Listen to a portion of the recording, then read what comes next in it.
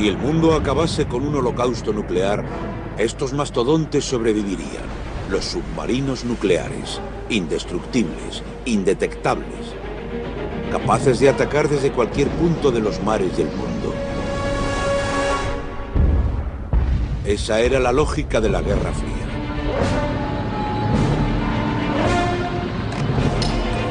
Una era que acabó, pero cuyo legado mortal nos amenaza hoy con urgencia. Casi 200 submarinos nucleares del Imperio Soviético y sus reactores se están pudriendo en los fiordos del norte de Rusia. Una pesadilla medioambiental y el ingrediente perfecto para una bomba terrorista. Durante 40 espeluznantes años el mundo vivió al borde de la aniquilación nuclear. Se llamó la Guerra Fría y fue una constante lucha política y militar por la dominación entre la Unión Soviética, dominada por los comunistas, y los Estados Unidos. La guerra nuclear total no era una simple amenaza. Podía exterminar la civilización humana en cualquier momento.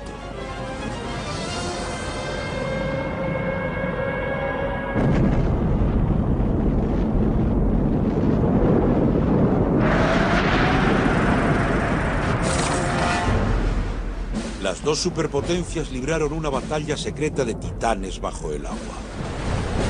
El tamaño importa, sobre todo cuando se trata de submarinos atómicos que llevan misiles. Y Rusia encargó los más grandes. Eran más largos que un campo de fútbol y sus dos reactores nucleares tenían una potencia de más de 100.000 caballos de vapor. Cada submarino era capaz de sumergirse durante meses y llevaba más de una docena de misiles nucleares capaces de arrasar Estados Unidos varias veces. Pero vivir bajo el agua no solo suponía una amenaza para el enemigo. Si el reactor nuclear se quemaba, no había apenas escapatoria. Durante ese duelo a muerte, los submarinos nucleares eran un activo estratégico. El sigilo lo era todo en un juego entre gato y ratón para rastrear y eliminar submarinos enemigos antes de que te eliminasen a ti. En los años 80, en el cénit de la Guerra Fría, Estados Unidos y Rusia se encontraban en plenos preparativos para el día que nadie quería ver amanecer.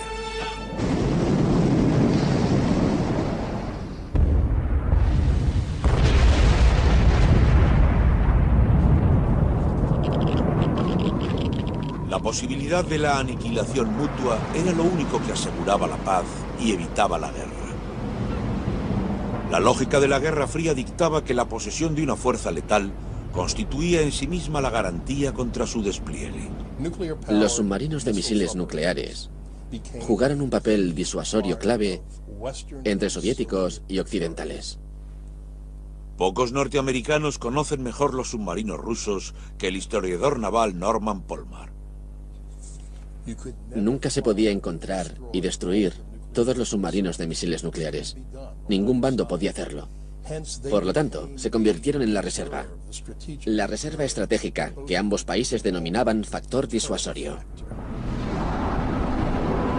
El arsenal nuclear del Imperio Soviético se encontraba en el lejano norte, en la península de Kola, una masa de tierra que se adentraba en el mar de Barents. No había ningún lugar en el mundo con una concentración mayor de material nuclear. Y en su centro estaba la ciudad más al norte del planeta, Murmansk, 2 grados al norte del círculo polar. Era un punto caliente de la Guerra Fría. En los fiordos del mar de Barents, las aguas cálidas de la corriente atlántica nunca se congelaban. Era el escondite perfecto.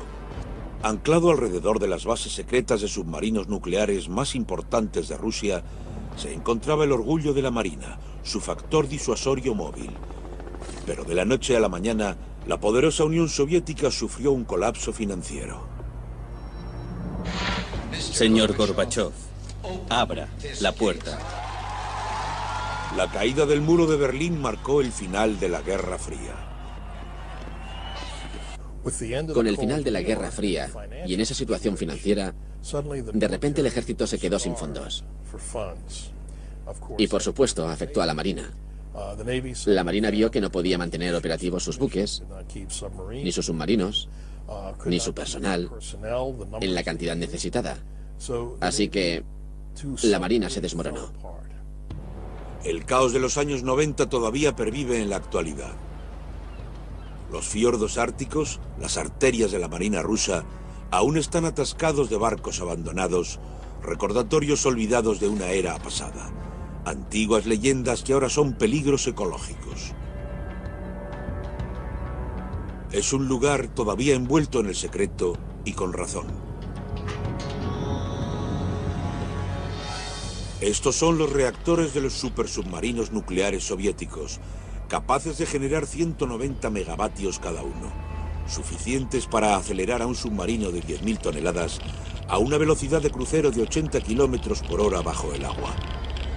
Ahora están separados de su cuerpo, pero siguen siendo alarmantemente radiactivos y constituyen una amenazante pesadilla medioambiental y el ingrediente perfecto para una bomba sucia terrorista. Creo que tardaron años en ser conscientes de la magnitud del problema y de su falta de capacidad para resolverlo. En 1990 no había nadie en la Armada Soviética que se esperase que al año siguiente tendrían que empezar a desmantelar 100 submarinos nucleares. A nadie se le pasó por la imaginación. Y hemos tardado tiempo en darnos cuenta de que teníamos que ayudarles, porque era un problema que no afectaba solo al pueblo ruso, sino a todo el mundo. Murmansk, el epicentro de esta pesadilla nuclear, es uno de los sitios más inhóspitos del planeta. En invierno, durante la eterna noche ártica, las temperaturas se hunden a más de 40 grados bajo cero. El clima tan extremo es un gran impedimento para la limpieza de la herencia nuclear de la Guerra Fría.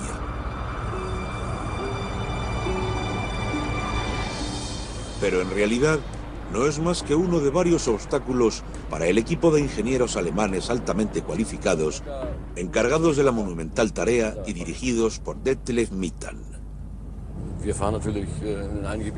Operamos en una zona de alta seguridad, cerrada al mundo exterior. Cuando empezamos a trabajar fue un gran problema, pero ahora nos hemos ganado la confianza de los rusos, que saben que no espiamos sus secretos militares. Ya saben que solo hemos venido a cumplir con este trabajo. El trabajo es el desmantelamiento de más de 200 submarinos y rompehielos nucleares. Un proyecto multimillonario que en gran parte ha de realizarse a mano, combinando fuerza con maña. Estos ingenieros de la antigua Alemania del Este se pasaron media vida visitando el Imperio Soviético. Conocen su idioma y sus costumbres.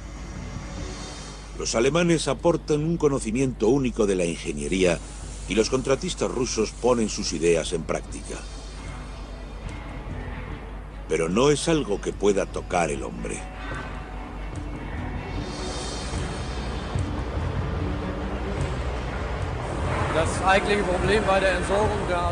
Desguazar un submarino nuclear presenta dos problemas fundamentales.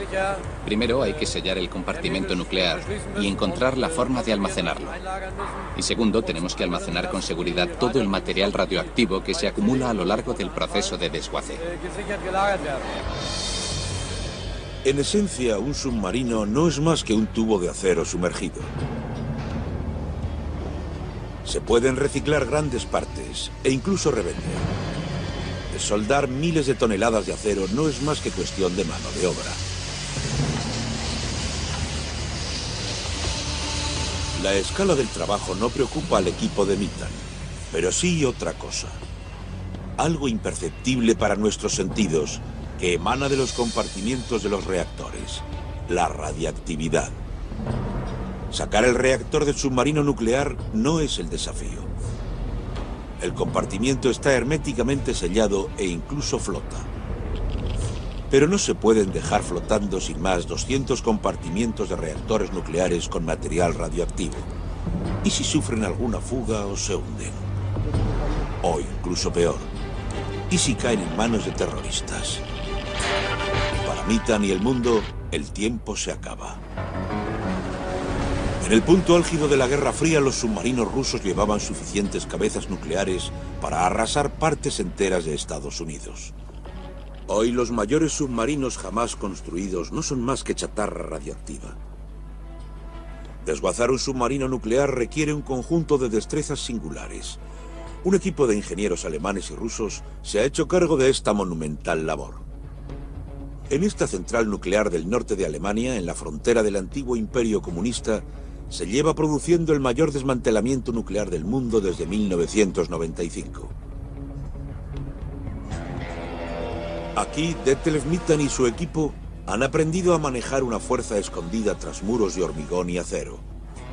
El reactor nuclear, una fuente de energía y radiactividad inimaginables.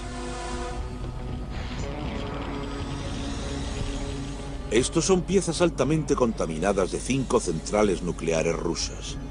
Emiten tanta radiación que tendrán que pasar décadas antes de que puedan desmantelarse.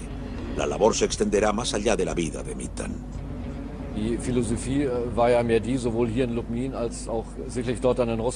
Aquí nuestra filosofía es la misma que en Rusia. Pasar a las generaciones futuras algo en lo que puedan trabajar. El conocimiento que tiene Mittan del diseño de reactores rusos de la era comunista es una ciencia moribunda. Tenemos que resolver el problema ahora, para que las generaciones futuras puedan terminarlo con seguridad cuando se lo leguemos. De vuelta en Rusia, la profunda y nevada oscuridad del invierno ha dado paso a la exuberancia del verde y el sol durante el breve verano ártico. Mittan y su equipo regresan a los astilleros de Nerpa, a las afueras de Murmansk, en la zona militar de alta seguridad.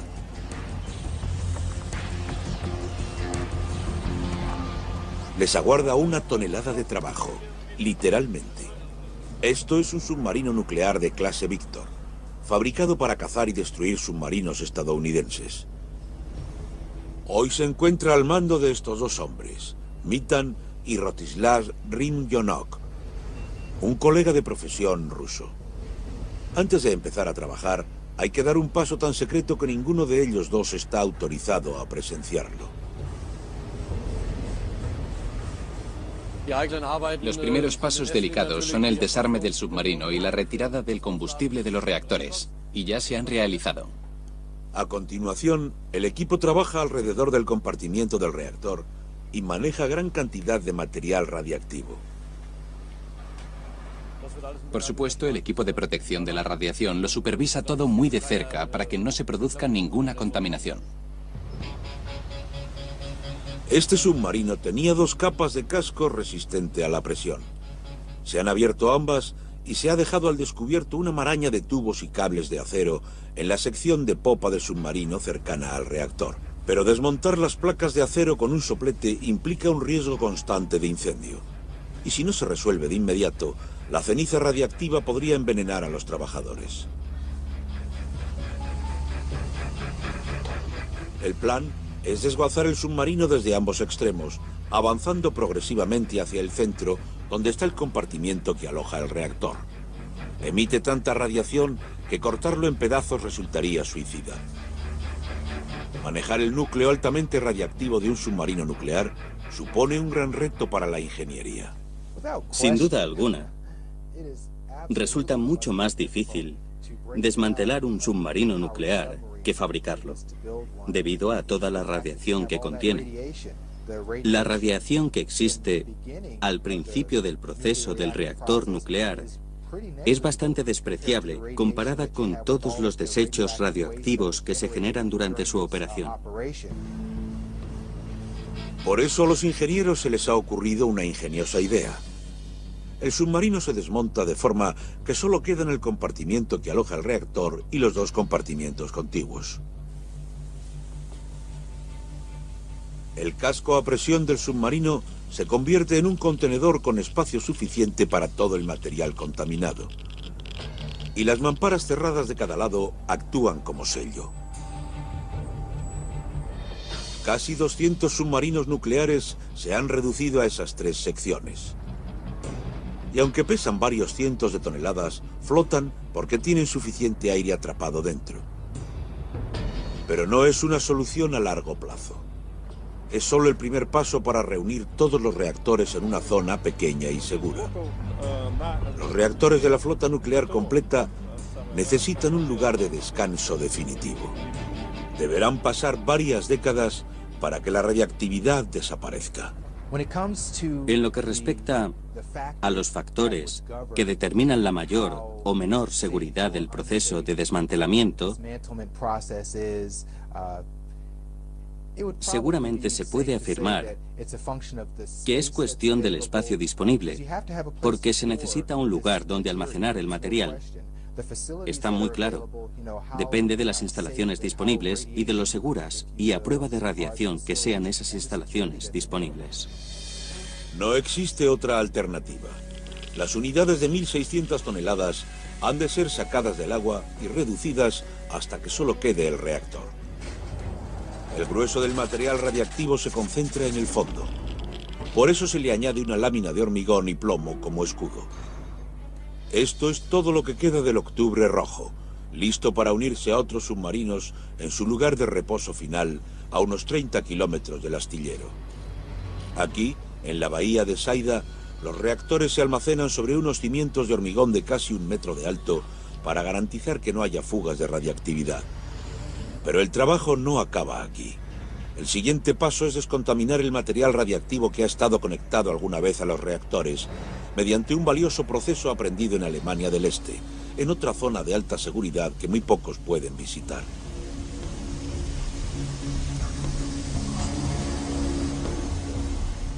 A menudo, tras eliminar su radiactividad, las piezas pueden reciclarse y los productos químicos pueden reutilizarse. El ácido fosfórico, al 95%, disuelve las láminas de contaminación. Es un proceso que requiere mano de obra intensiva. Cada pieza radiactiva necesita atención especial para poder recuperar y reciclar lo más posible.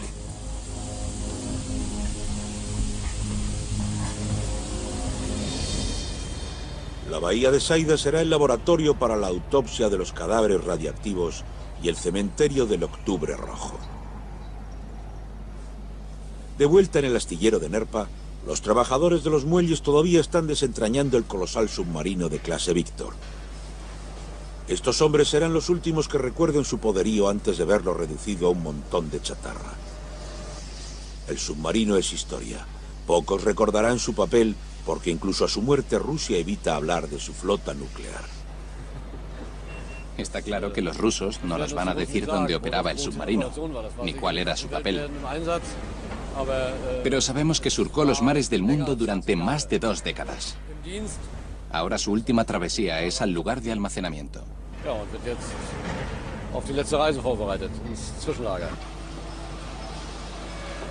Esta es la muerte de un submarino de clase Víctor. Pero el historiador naval Norman Polmar ha tenido acceso a información secreta de la Guerra Fría sobre su nacimiento. Era un submarino nuclear clase Víctor, que se terminó parcialmente en San Petersburgo, entonces Leningrado. Se botó en un dique seco flotante y se cubrió con redes de camuflaje para que los satélites de vigilancia de Estados Unidos no lo identificasen. Luego el dique seco se remolcó a la península de Kola para terminar de fabricarlo. Es impresionante la forma en que los soviéticos manejaron el asunto. La flota atómica de Rusia está desapareciendo deprisa. En menos de 2 décadas se habrá desmantelado el último submarino nuclear y su reactor, incluido el reactor del submarino más famoso de Rusia, cuyo desastre acabó hundiendo a toda la marina rusa.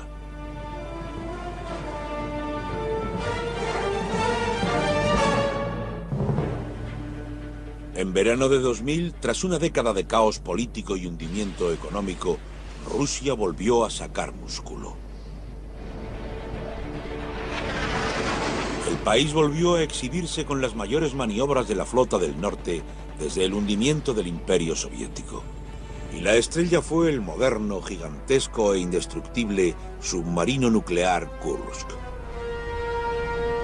Fabricado tras la caída de la Unión Soviética, era el submarino nuclear más costoso y avanzado jamás diseñado en Rusia. Estas son unas raras imágenes del interior del Kursk. Su capitán, el teniente Dmitry Kolesnikov, llevó a su mujer Olga a bordo.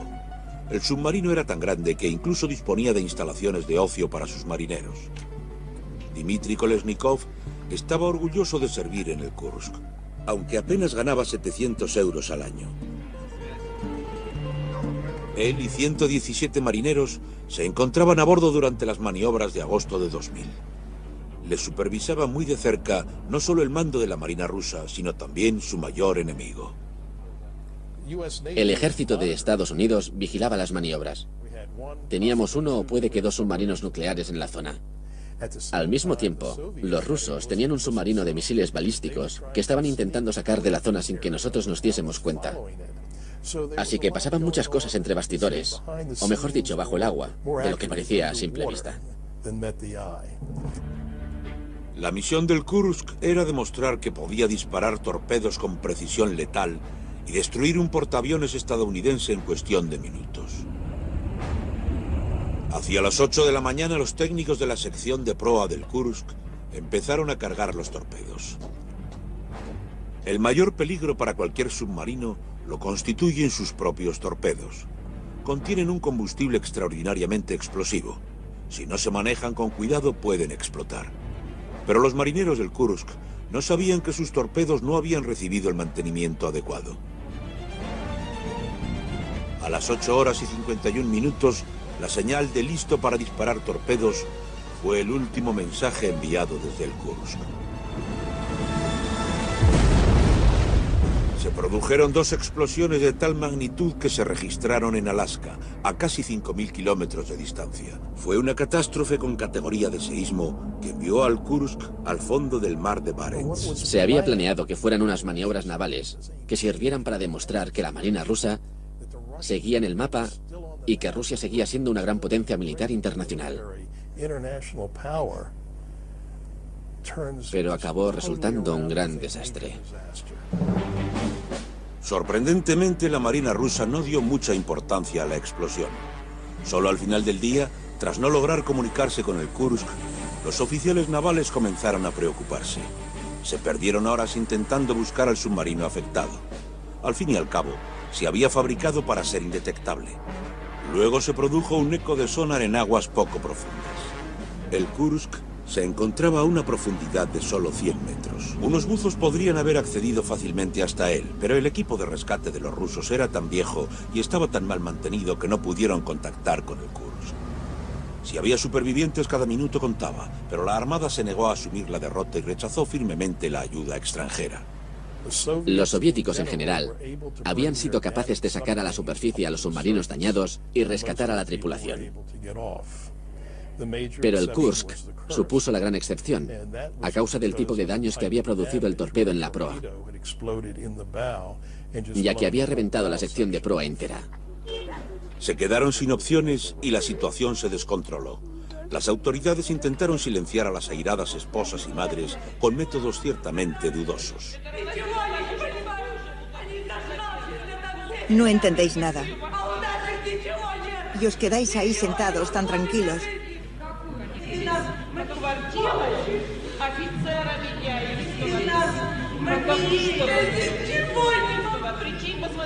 Nos dejáis sin nada, ni siquiera una palabra de esperanza.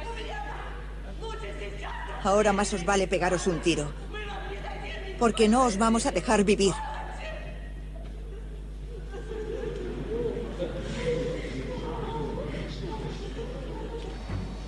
El presidente tuvo que intervenir. El ejército ruso seguía dividido sobre si aceptar ayuda extranjera. La presidencia de Vladimir Putin, todavía reciente, se vio amenazada por la crisis. Había rumores de que algunos marineros seguían vivos, y entonces Putin pidió ayuda al exterior. Casi una semana entera después del hundimiento del Kursk, unos buzos noruegos fueron capaces de llegar al submarino. Se quedaron impresionados por la escala de los daños. La sección de proa estaba enteramente destruida, pero la popa apenas tenía daños. Todavía podía haber marineros vivos, incluso aún lo bastante fuertes para responder.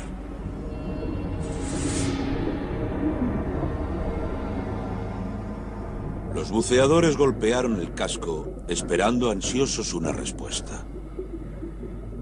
En En realidad, el capitán Dmitry Kolesnikov y 23 marineros sobrevivieron a la explosión inicial. Lo sabemos porque dejaron un mensaje diciendo que tenían pocas esperanzas. Los marineros siguieron vivos al menos 24 horas después de la explosión y posiblemente durante mucho más tiempo. Pero cuando los buzos entablaron contacto con el Kursk, ya no reinaba más que el silencio. Dmitry Kolesnikov y los otros 117 tripulantes estaban muertos. Cuando se abrió la escotilla de escape, una última bocanada de aire marcó el fin de toda esperanza. Ese sarcófago de acero en el fondo del mar de Barents fue una tragedia para todo el país. La ironía de que el Kursk se hundiera durante unas grandes maniobras es que la Armada rusa estaba intentando demostrar el poderoso liderazgo del que todavía era capaz Rusia. Y entonces un submarino de la segunda clase más grande que hay en el mundo sufrió un desastre interno que mató a toda la tripulación de 118 hombres. Y cuando se supo que había personas vivas en la sección de popa del submarino, se demostró lo incapaces que eran el gobierno ruso y la marina rusa de reaccionar ante un desastre de ese tipo. Para salvar la cara y recuperar los cuerpos, Rusia decidió reflotar el submarino. Era el objeto más pesado que se había rescatado jamás del fondo del mar. Centímetro a centímetro, el Kursk salió a la superficie. Más de un año después del accidente, el submarino, la gélida tumba de 118 personas, se recuperó. Los hombres que inspeccionaron el naufragio y rescataron los cuerpos apenas pudieron soportarlo. El temor se transformó en certeza. Si la Marina hubiera aceptado la ayuda extranjera, algunos de los marineros habrían sobrevivido. Fue el peor resultado posible para la antaño orgullosa flota del norte. Había perdido su buque insignia y había dejado morir a su tripulación en el fondo del mar de Barents. La tragedia del Kursk todavía retumba en Rusia. Se cierne sobre el final de la era nuclear de un gigantesco imperio. Y el orgullo se ha convertido en un problema colosal que ahora hay que solucionar. Este es el compartimiento del reactor del Kursk, otra chatarra peligrosamente podrida. Tiene que desguazarse y prepararse para su viaje final, como todos los compartimientos de reactores de la flota nuclear rusa. Esta travesía es el paso más delicado y peligroso del largo final del Octubre Rojo. En el astillero se están llevando a cabo los preparativos finales del único transporte de reactores de este año. El plazo con el que cuentan los trabajadores es breve. Las pocas semanas de verano en las que el clima es menos inmisericorde y los mares no están tan revueltos. Solo un dique seco puede trasladar una carga tan delicada por los fiordos del Ártico. El astillero de Nerpa está a unos 30 kilómetros de la instalación de almacenamiento provisional de Saida. Pero la travesía es traicionera y está surcada de instalaciones militares de alto secreto. Un mar en calma es absolutamente crucial. Si el dique se hunde, las aguas quedarán contaminadas para siempre con residuos radiactivos altamente tóxicos. Cualquier cambio meteorológico supone una invitación al desastre. Los submarinos nucleares, el terror invisible de la Guerra Fría, hoy no son más que problemáticos montones de chatarra. En un esfuerzo monumental se están desguazando casi 200 submarinos, sellando sus reactores y preparándolos para su peligroso viaje final.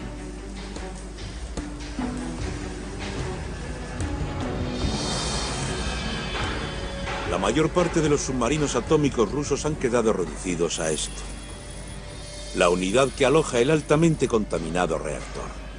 Los trabajadores del astillero de Nerpa en Murmansk, Rusia, se preparan para una labor extremadamente peligrosa: trasladar estos reactores por vía marítima hasta su lugar de reposo final, a unos 30 kilómetros de distancia.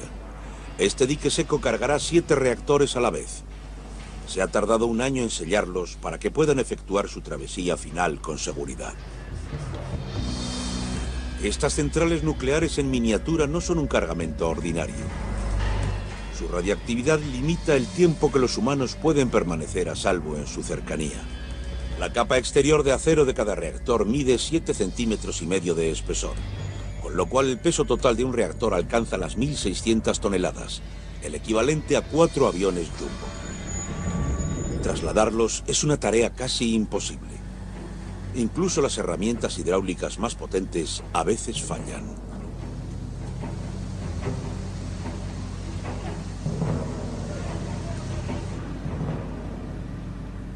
En esta fase, hasta el más mínimo problema puede hacer peligrar la misión.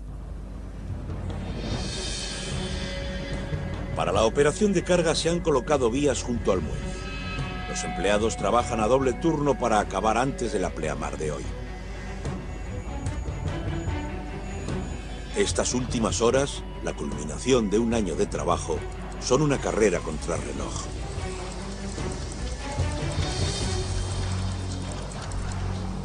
La mayor preocupación es el tiempo.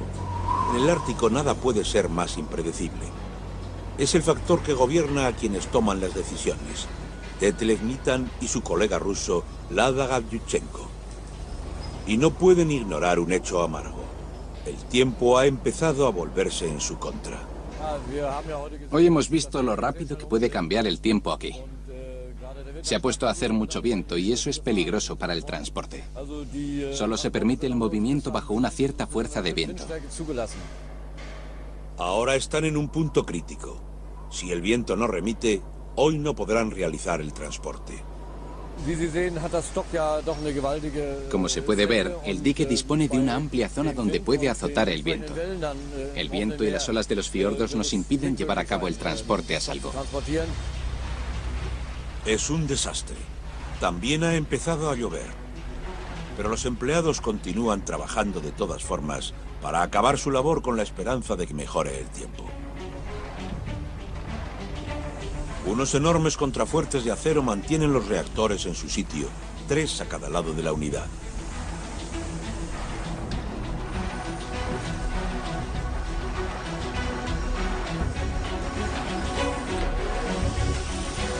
Los contrafuertes se sueldan al dique, pero incluso esas estructuras empiezan a agrietarse si el mar no está en completa calma. Los trabajadores del muelle se apresuran para cumplir con la fecha límite. Solo quedan unas pocas horas para que suba la marea.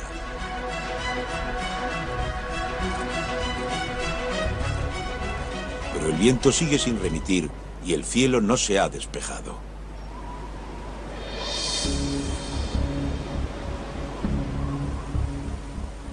Unos remolcadores tiran del dique flotante. Las máquinas rusas a menudo se encuentran en pésimas condiciones. La empresa de Detlef Nitan ha comprado los remolcadores en el extranjero. También ha supervisado la modernización de los remolcadores locales. Es responsabilidad suya que los motores diésel de los remolcadores no fallen. Pero la decisión sobre el transporte de hoy depende de los rusos. Se piden más remolcadores. El transporte finalmente tendrá lugar. Harán falta 7 remolcadores para transportar el dique, 2 para tirar de él y 5 para estabilizarlo, para evitar que el dique y su valiosa carga vuelquen.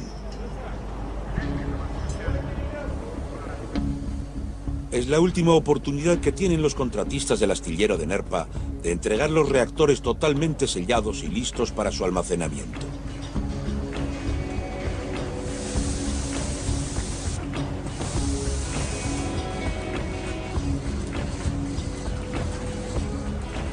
Entonces, se produce una buena noticia. El cielo empieza a despejarse. Pero a menos que remita el fuerte viento, el dique y su peligrosa carga amenazan con causar un desastre medioambiental. Está a punto de comenzar el transporte marítimo de 7 reactores nucleares rusos. El agua se bombea fuera del dique, que empieza a flotar con la marea alta. 7 potentes remolcadores tienen que empujar y tirar del gigantesco dique flotante cargado para sacarlo al fiordo ártico. Solo pueden avanzar a ritmo de caracol. A 2 nudos tardarán casi 9 horas en llegar a su destino a 30 kilómetros de distancia. La instalación de almacenamiento de la bahía de Saida en el norte de Rusia. Pronto será imposible volver atrás. Cuando se trabaja con un reactor desmantelado, hay que saber muy bien lo que se hace, y mucho más si se trata de varios reactores y encima se transportan por vía marítima. Es una gran hazaña de la ingeniería. Es una de esas cosas en las que si todo sale bien, respiras aliviado, pero si no sale bien, las consecuencias pueden ser muy graves. Si se hundieran y se sería nada fácil sacar un reactor nuclear del fondo del mar. Pero por fin el tiempo se pone de su lado. El sol radiante y el mar en calma prometen una travesía segura a los reactores.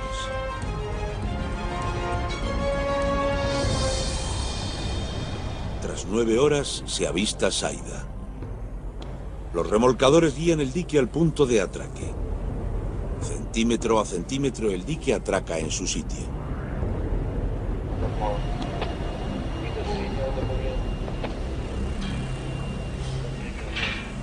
El dique ya está a salvo, pero quizá su carga no. Ahora hay que descargar un peso de casi 12.000 toneladas del muelle flotante que se unirá al de los otros 33 submarinos nucleares desmantelados que ya se han trasladado aquí en los últimos 6 años, mientras el paso del tiempo los deja inertes lentamente. Son estos hombres quienes dirigen la fase final y deciden el lugar exacto donde descansará cada uno de ellos permanentemente. Es mejor no tener que mover 2 veces 1.600 toneladas. Vadgem Ambarchunyan es el director de las instalaciones de Saida y antiguo oficial de submarinos. Entre los reactores hay 2 que Vadgem recuerda muy bien. Estuvo destinado en los submarinos que funcionaban con su energía. Si recuerdo correctamente, fue en 1982. Era un buen submarino, muy fiable. Era el mejor submarino en el que he servido, y mi destino transcurrió sin incidentes.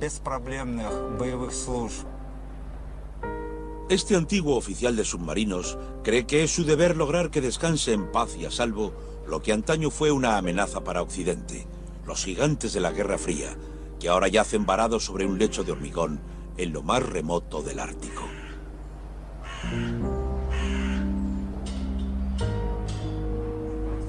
Es el mejor desenlace posible para Vadgem, así como para el resto del mundo.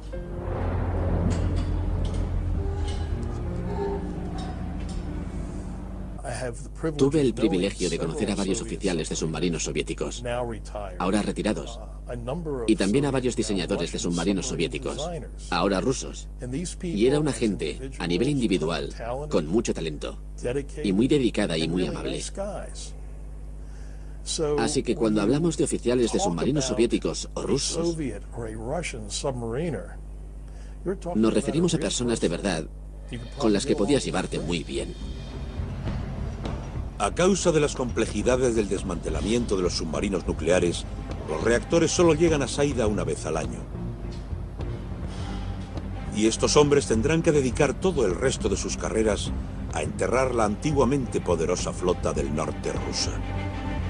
De hecho, la larga historia del Octubre Rojo no acabará hasta dentro de 70 años. Solo entonces los niveles de radiactividad habrán bajado lo suficiente para que los reactores puedan abrirse, manipularse y desmontarse por completo. Un legado para las generaciones futuras. ¿Pero sus contenedores durarán tanto tiempo?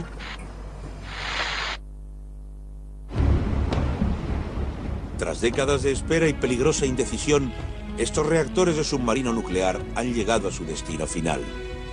Pero no se pueden desmontar hasta dentro de 70 años, cuando su radiactividad potencial haya disminuido. Entre ahora y entonces, la pregunta del millón es si están realmente bien sellados y si permanecerán así. Hoy, Detlev Mitan y su equipo de ingenieros alemanes comprobarán si los reactores rusos están sellados adecuadamente o emiten más radiación de la calculada. No basta con resolver el problema técnico de almacenaje de los reactores. También hay que mantenerlos a salvo de los terroristas e impedir que alguien saque accidentalmente la contaminación de esta zona.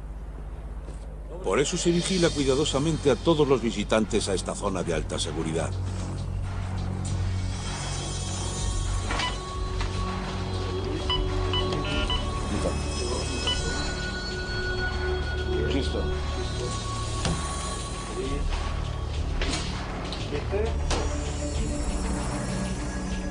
Un dosímetro registrará la carga radiactiva acumulada en el cuerpo de Mitan mientras se encuentra dentro del almacén nuclear. Mitan y su colega ruso, Vazgen Marsunyam, limitarán el tiempo que pasan junto al reactor. De lo contrario, acumularán más de la dosis permitida de radiación. Pero es vitalmente importante entrar y acercarse a medir los niveles de radiación de cada reactor.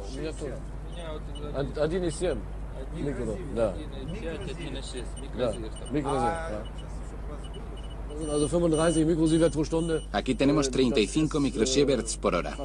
Es una magnitud justo por debajo del nivel máximo permitido. Significa que las unidades son totalmente herméticas. De todas formas, tenemos que salir cuanto antes. No debemos exponernos innecesariamente a este nivel de radiación.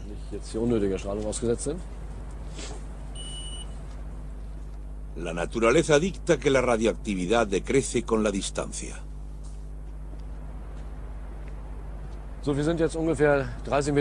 Aquí, a unos 30 metros de las unidades de los reactores, tenemos 170 nanosieverts por hora. Está un poco por encima del nivel de radiación natural. Es el que existe en la mayor parte de Europa, incluso sin reactores. De hecho, es el nivel de radiación que se mediría en el centro de cualquier ciudad. Los reactores son herméticos, y si se mantienen adecuadamente, continuarán siéndolo durante un siglo, hasta que una generación futura acabe el trabajo.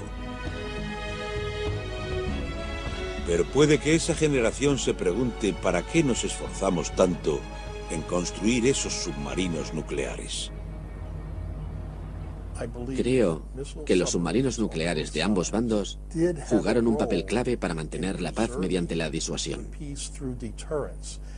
Ningún bando podía arriesgarse a iniciar una guerra nuclear o a obligar al otro bando a iniciarla. Estos mastodontes de la Guerra Fría, capaces de destruir el mundo en segundos, tardarán décadas en ser destruidos.